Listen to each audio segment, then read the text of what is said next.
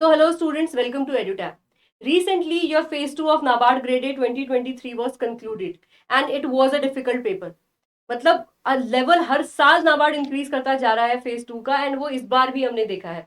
तो in this video we are going to try कि एक एक्सपेक्टेड कट ऑफ आपको बता सके. But see, it is a very difficult task in itself to बताना कि बच्चों को ठीक है ये कट ऑफ जा सकती है. वाई? क्योंकि बहुत वेरिएबल होते हैं and we have limited student. हमने 60-70 बच्चों से बात कर रखी है अलॉन्ग विद सम फैकल्टी.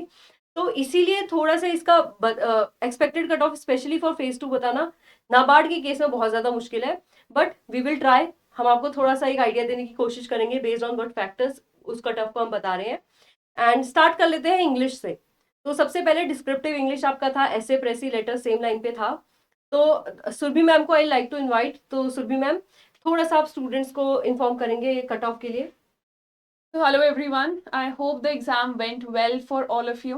देखिए इंग्लिश डिस्क्रिप्टिव की अगर बात करें, I know many parts had like higher word limit. तो काफ़ी ज़्यादा वर्ड लिमिट नाबार्ड ने इंक्रीज कर दी. कोई भी स्पेसिफाइड वर्ड लिमिट नहीं रहती है सिलेबस में. तो obviously every year we keep our fingers crossed. इस बार ये वर्ड लिमिट इंक्रीज करने की वजह से many of you I understand could not complete certain parts of the paper. आप लोग प्रेसी वगैरह पे फोकस नहीं कर पाए हैं. Topics were also some conceptual topics were asked. So I would say English paper has been on the tougher side. I won't call it an easy or moderate paper. It was yielding towards the tougher side.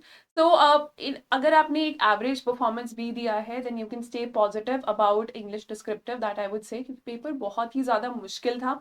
I won't say जो topics पूछे गए हैं, but at least जिस तरीके से structured था वो exam, वो आपको टाइम मैनेजमेंट भी करना है, क्वेश्चन को एड्रेस भी करना है. So that means it was a tough paper and I wish all the best to all of you for the result. And cut off देखिए आप कि आप एंड उससे आप एनालाइज कर पाएंगे कि आप कितना स्कोर कर रहे हैं and how successful you can be. Thank you ma'am. तो इंग्लिश की कट ऑफ, इंग्लिश का आपको थोड़ा सा प्रोफाइल मिल गया. And again we will not go कि डिस्क्रिप्टिव में आपके इतने होने चाहिए, ऑब्जेक्टिव में इतने होने चाहिए, क्योंकि यहाँ पे यूज नहीं है. राइट, यहाँ पे आपकी फाइनल कट ऑफ मैटर करती है और वो हम बहुत अच्छे से डिस्कस करेंगे. बट अभी आपका पेपर 2 बचा हुआ है और उसमें ऑब्जेक्टिव बचा हुआ है. तो ऑब्जेक्टिव के लिए गुरकीरत सर को एक बार इन्वाइट कर लेते हैं. ही एंड आई विल डिस्कस कि कैसा पेपर था ऑब्जेक्टिव का आपका.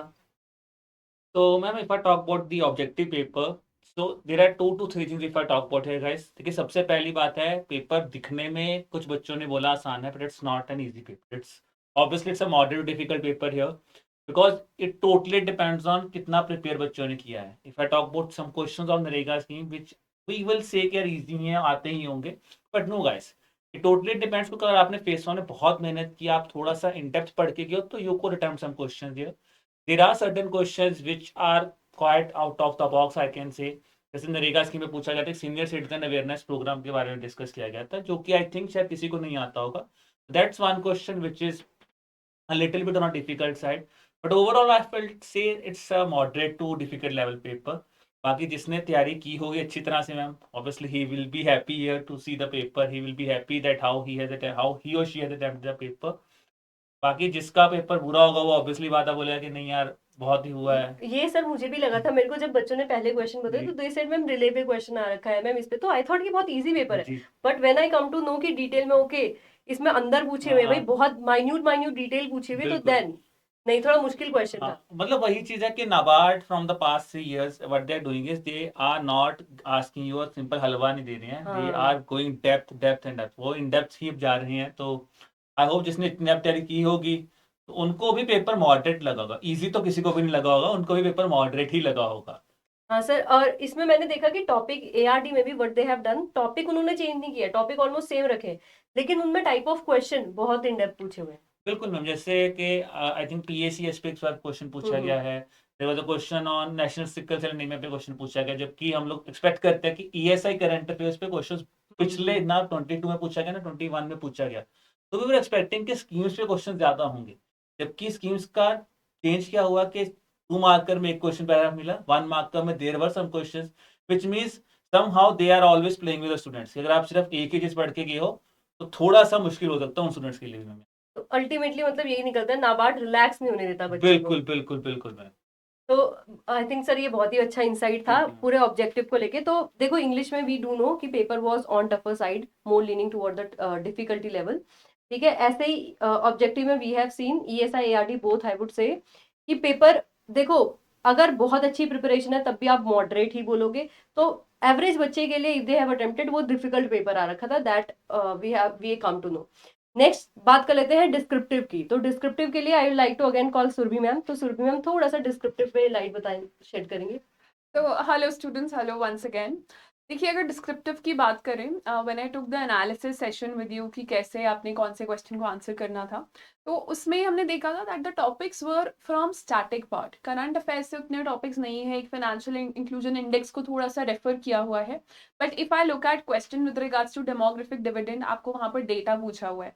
सोशल फॉरेस्ट्री 2 साल से आ रहा था, इस बार नहीं आया। What has been asked is agro forestry, और एग्रो फॉरेस्ट्री में हमारे पास उतने पॉइंट्स नहीं होते। Then there is agricultural marketing, तो वहां पर भी हमारे पास उतने पॉइंट्स नहीं होते। See at the end of the day I would say that it's a competition. Easy questions बहुत ही ज्यादा इजी थे। फॉर एग्जांपल रूरल क्रेडिट वाला जो क्वेश्चन है, आई एम श्योर कि आप में से काफी लोगों ने वो प्रिपेयर किया होगा, क्योंकि वो काफी पुराना और काफी अच्छा क्वेश्चन है। One thing that I've noted here is that all the questions, they were very very long. अगर 400 words का भी question है, it's not like that you just have to write 400 words. उसके सारे aspects पूछे गए हैं, benefits पूछे गए हैं, challenges पूछे गए हैं. And similarly in the case of 600 words question. So I think the challenge here for students was to add more information in the same old topics. तो यहाँ पे आपका relative competition बहुत role play करेगा. I cannot say कि moderate था, tough था, easy तो बिल्कुल भी नहीं था. But how much additions you have made in your answers, how you have presented, how well you have structured them, वो ज़्यादा role play करेगा. And there is always some level of subjectivity in descriptive questions.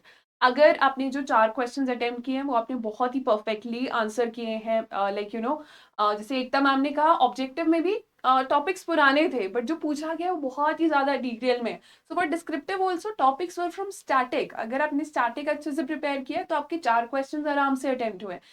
But again, what you have written in those answers, that will create a lot of difference in your selection and in your final score.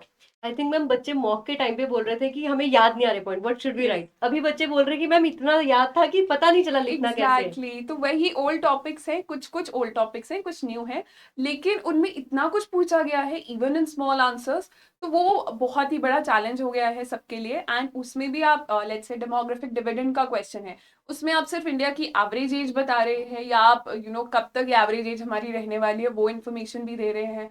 If you're talking about some report of WHO or World Bank with regards to demographic dividend of India, तो ये सब points आप सबके same answer वाले scores में बहुत role play करने वाले हैं। So it all depends on how well you have attempted your answer. And I would say don't be scared.